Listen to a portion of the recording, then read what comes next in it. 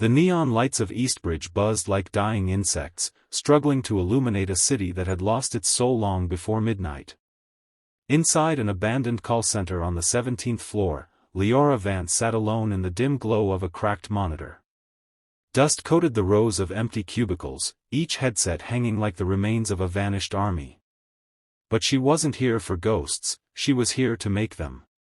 Her voice flowed through the headset with a calm, honeyed professionalism that could disarm even the coldest skeptic. She knew exactly how to mimic the script of a scammer, warm, persuasive, precise.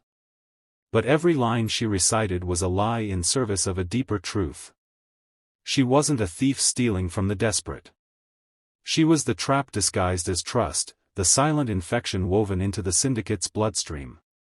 She was the virus. For months she had been embedded inside the scamming network known as Ashline, a hydra of criminals feeding on the weak, laundering their profits through shell corporations that stretched from Eastbridge to foreign islands no one dared name. She played her part perfectly, the promising new caller, the one with the silver tongue and perfect conversion rates. They praised her. They trusted her. That was their first mistake. She sensed him before she saw him. A shift in the air. The faint scent of rain on leather. Then a figure stepped through the broken doorframe, moving with the quiet certainty of a man who spent his life walking into danger and making it flinch first. Detective Kael Rhyder of the Criminal Intelligence Division. He didn't belong in this crumbling maze of abandoned office furniture. He belonged in interrogation rooms lit by harsh white bulbs, drawing confessions like blood from stone. But here he was, framed by flickering lights, his eyes locked on her like he had been hunting her shadow for a long time. "You shouldn't be here," Liora said quietly, removing her headset as the recorded call ended. Her pulse betrayed her calm, a subtle tremor she despised. "And yet," Kael replied, "here you are." She stood. The distance between them felt charged with something volatile, something neither of them had the luxury to name. Over the past weeks their paths had crossed, whispered intel exchanges in alleyways, encrypted messages hidden in digital noise, a dangerous orbit neither could break. She was his best lead. He was her only ally. That alone should have kept them professional. It didn't. He stepped closer, dropping a folder onto a dusty desk. Photos spilled out, victims, bank statements, call logs. Evidence of lives Ashline had hollowed out. "You're getting deep," he said. "Too deep. If you stay embedded any longer, this operation will swallow you. The virus becomes you." His voice was neither warning nor accusation. It was fear, disguised as fact. Liora met his gaze, her expression both soft and razor-sharp. "Let it. That's how viruses work. They spread from the inside." Kael exhaled slowly, a breath heavy with the things he couldn't say. Things neither of them could afford. "What happens when you can't pull yourself out?" he asked. She stepped closer, so close the glow of the failing lights brushed both their faces in the same pale shimmer. "Then," she whispered, "you pull me out." But they both knew the darkness in her mission had already chosen its future, and it wasn't freedom. The city shifted beneath midnight like a machine grinding its gears, every alley humming with danger, every rooftop watching. Liora moved through the shadows beside Kael, matching his pace but not his tension. He walked like a man expecting betrayal at every turn. She walked like a woman who had already accepted it. The entrance to the syndicate server vault was hidden beneath an abandoned import warehouse, its steel shutters rusted into a permanent half-open snarl. Inside, pallets of fake merchandise were stacked like tombstones, masking the tunnel that led to Ashline's digital heart. Liora descended first, her steps silent, her breath steady. Kael followed, flashlight in one hand, gun in the other. The deeper they went, the colder the air became. Pipes dripped with condensation. Wires snaked along the walls like veins feeding something monstrous. Eventually, the cramped tunnel widened into a cavernous underground chamber lit only by the pulsing glow of server racks. Thousands of hard drives hummed in perfect unison. Each one held the stolen identities, bank data, calls, scripts, and histories of innocent victims. A digital mausoleum. This place, Kael murmured. It's bigger than the intel suggested. It always is, Liora replied. Scammers build their empires in silence. You never see the size until you're already inside. She approached the main terminal with the confidence of someone who belonged here. Her fingers danced across the keyboard, initiating the breach sequence. Codes flickered across the screen in rapid streams of green, some she had memorized, others she had created herself months earlier. She felt Kael behind her, hovering like a storm that refused to break. You move like you've done this before, he said. I designed half of their security, she answered without looking up.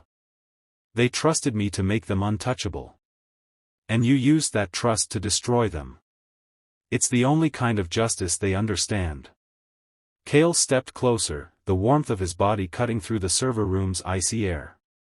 Liora felt it even though she refused to react. Connection, unwanted, unplanned, was the one weakness she couldn't encode out of her system. What happens after this? He asked softly. After the virus uploads? She hesitated. Chaos. On their side. And mine. The screen flashed. Upload ready. Confirm execution. Liora's finger hovered over the command key. She had rehearsed this moment 1,000 times, but now that it was here, the weight of it settled on her chest like a final confession. Kael reached out, his hand brushing hers, brief, electric, grounding. You're not alone in this, he said. She almost believed him. Almost. She pressed the key. The virus ignited, threads of code firing through every server in the room like lightning trapped in glass. Data trembled, cracked, collapsed. Bank accounts linked to offshore scams began erasing themselves. Recorded calls auto-sent to law enforcement. Hidden identities exposed. A digital wildfire. Sirens erupted above ground. Kael swore under his breath. They tripped the alarm. Liora closed the terminal, expression unreadable. We need to go. But when they ran, they didn't run together. A gap opened between them, small at first, then widening with every turn, every echoing footstep. She vanished into the dark corridors she knew by heart. Kael sprinted toward the exit, desperate to find her. Both running toward freedom. Both running from the same truth. The virus had spread. And so had the consequences. Rain hammered the rooftop in savage sheets, erasing footprints as quickly as they formed. The city below writhed with alarms, bank collapses, emergency alerts, digital systems failing one by one. Ashline's empire was burning from the inside out, and at the center of the storm stood Liora, soaked to the bone, breath sharp, wrists bruised from the struggle. A gun pressed cold and unyielding against her temple. Silas Dreve, the syndicate's leader, held her like a trophy he refused to lose. His grip was iron, his smile cracked and furious, his coat whipping violently in the wind. Lightning carved his silhouette into something monstrous. You think your little virus wins? Silas snarled into her ear. You think crashing our servers breaks us? Liora didn't flinch. She had stopped fearing men like him long ago. Not breaks. Exposes.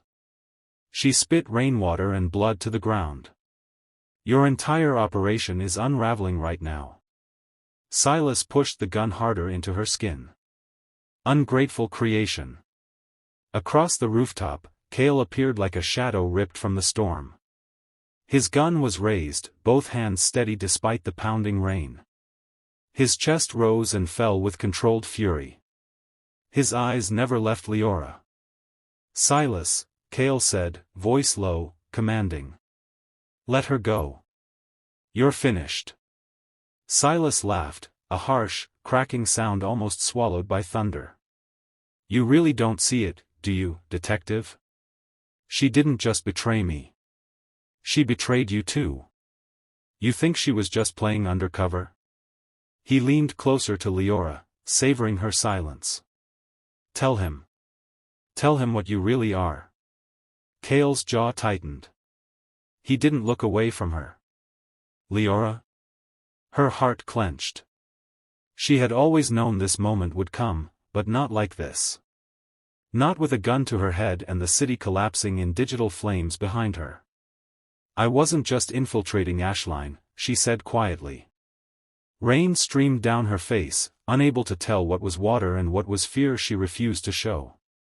I engineered the virus. Every line of code. Every pathway. I built it to destroy them. Kael swallowed, understanding clawing into his eyes. You built it to destroy yourself too. Yes, she whispered. Because part of me is what they made me. I used their trust, their methods. The virus is tied to me. In ways I can't undo. Silas tugged her closer, triumphant. She's not your asset, detective. She's my legacy. A distant boom tremored through the air. The last of Ashline's offshore backups had just collapsed. All their accounts, gone. All their identities, public.